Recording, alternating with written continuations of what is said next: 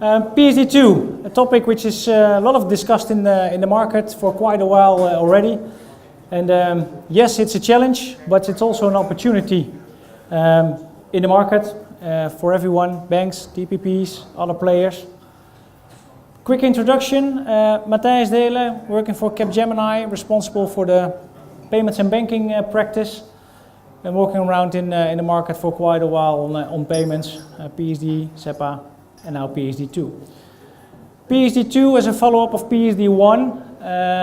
PSD1 mainly with the focus to, well, leverage the playing field, enhance for customers' satisfaction, on also ensure transparency in the market about costs, about processing. PSD2 is bringing a step on that on top of. Mainly with the three main challenges on the subject. First of all, of course, the introduction of the TPP, so with main goal to ensure more fierce competition in the market towards banks. Secondly, the strong authentication part and security, which is not only impacting the current incumbents, but also is a challenge for the TPPs that want to enter the market or who are already present in the market. And last and third one is the access to accounts, which is in the end, of course, ensuring that other parties can play a role in providing the information, which they call the AISP, the Account Information Service Provider, but of course also to initiate transactions, being the PISP, the Payment Information of the Payment Initiation Service Provider. PSD2, in our view, is of course creating a macro impact in the market. It enables other players to enter this market clearly with new offerings, other offerings than the current ones.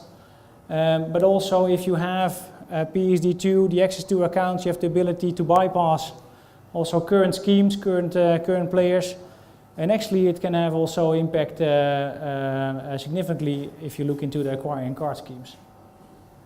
So overall, ecosystem is likely to undergo changes. Question, of course, is who has the clear answer or what it will look like in a year from now? Nobody's raising a finger, so that is indeed still the question. How will it look like in the near future? Given PSD2 coming into force January next year. But then there's also the RTS, the Regulatory Technical Standards Guide from EBA, which will also for parts create some delay because the RTS is still not final. Will come into force 18 months after publication, so at least already 18 months from now, so after the PSD2 entry date. Okay. Open banking, and especially if you look into APIs, will play a strategic role in the market space for several key reasons. Of course, it will provide other parties to enter the market, to fight on competition, open up new revenue models, new service models towards clients. PSD2 enabling this. But the interesting part is we have examples, which I will showcase a little later, where this is already happening outside the European space, where parties are working in an API open space, gaining new revenue from new models, new services, not forced by any legislator, any directive or something else, just purely based on the opportunity. But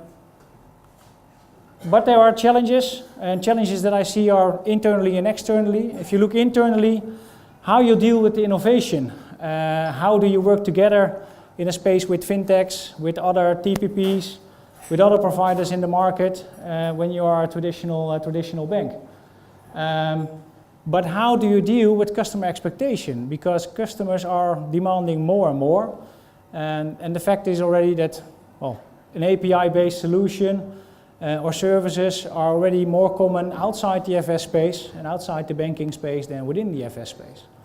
So customers are to some extent already familiar with it, although they don't know the technology behind it.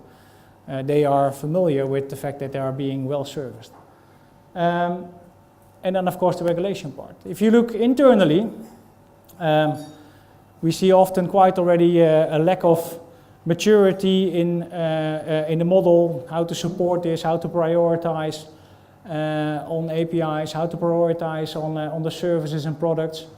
But moreover, a lack of tooling to measure what's working and what's not. What you need to take into account is have a clear monitoring and analytics around what's working and what's not working in the model, how you can elaborate or define your next release to further start on monetizing the APIs that you want to have or the service that you bring towards the market. To a little bit further answer that question, PSD2 for sure is defining what you should offer services-wise and where you cannot ask additional income for or money or revenue. But there are additional services that you can offer in the PSD2 context that you can monetize. In the context of PSD2, a lot of challenges that we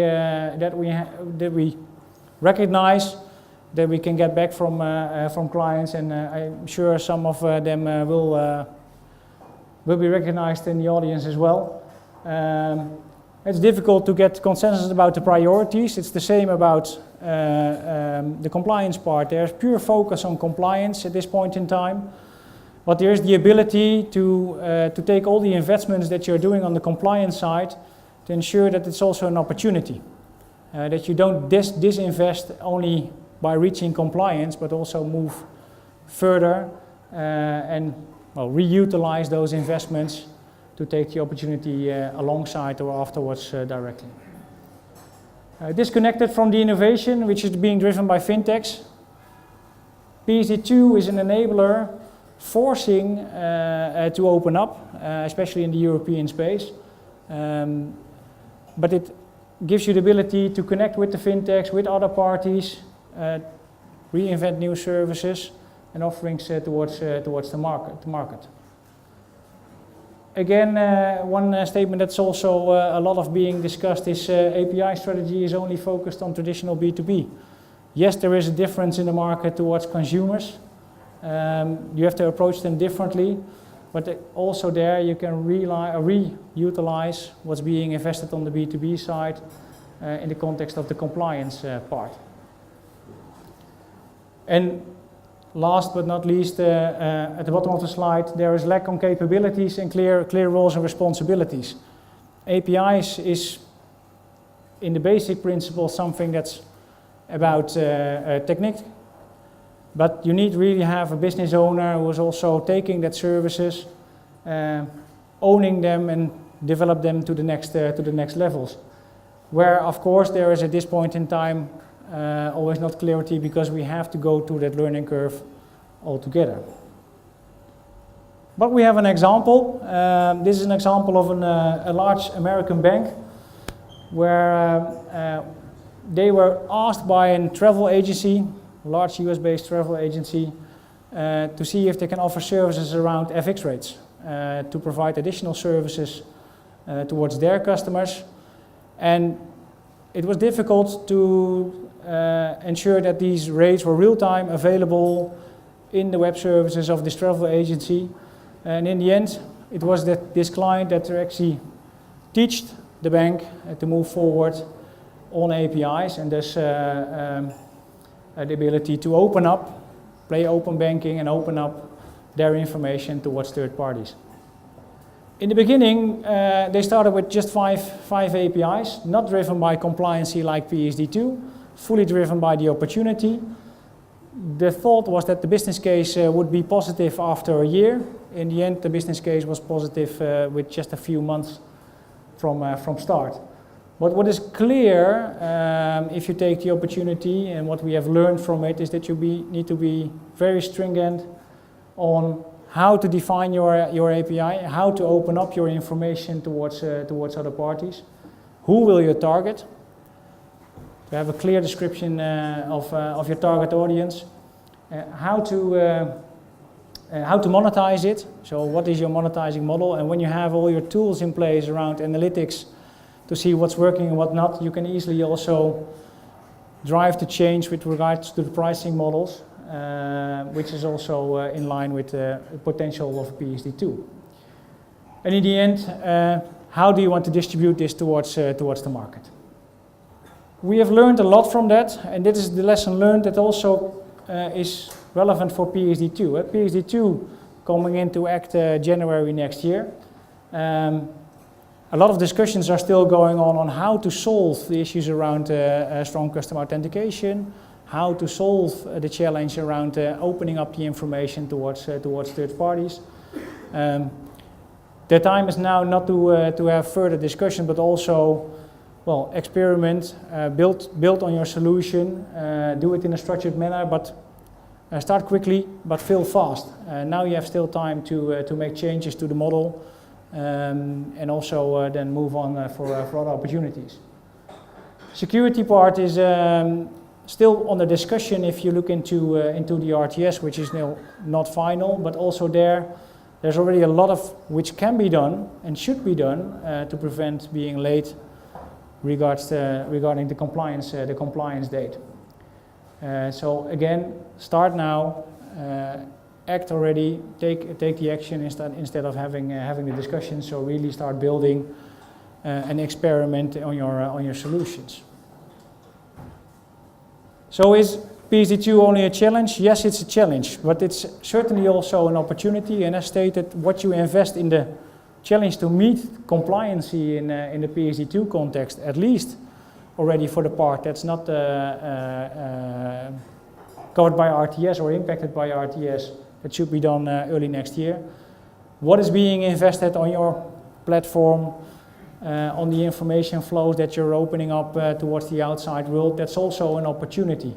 So that can be leveraged, and that's, I think, the best of PSD2, where former compliancy programs or directives in the payments context were always, well, a must-do without any benefit from the market players. Three key takeaways. PSD2 brings both opportunities and threats. Yes, there is the opportunity for other parties to enter the market and offer services, but it's also an opportunity for the current incumbents to play another role than the classic bank or payment provider role and start offering additional services. So instead of having the discussions, a new directive or a new compliance regulation that limits us and then enables other parties to take away revenue streams or revenue, there is the opportunity to gain revenue back and be closer to your customer. You're offering closer in what you offer besides the classical payment processing part. So size the opportunity to unlock new business models. Again, is there already a clear picture what those business models should look like? I'm curious what it will be in a year or two from now, when PSD2 is into force, when RTS is into force, and how the payment landscape is looking, and what services are there available alongside the current services in play. So API and collaboration is essential for banks to move ahead, but it's also an opening to start working and collaborating in the fintech space, opening up new ecosystems to offer more services towards customers. Thank you very much, Matthijs. Thank you very much for your time.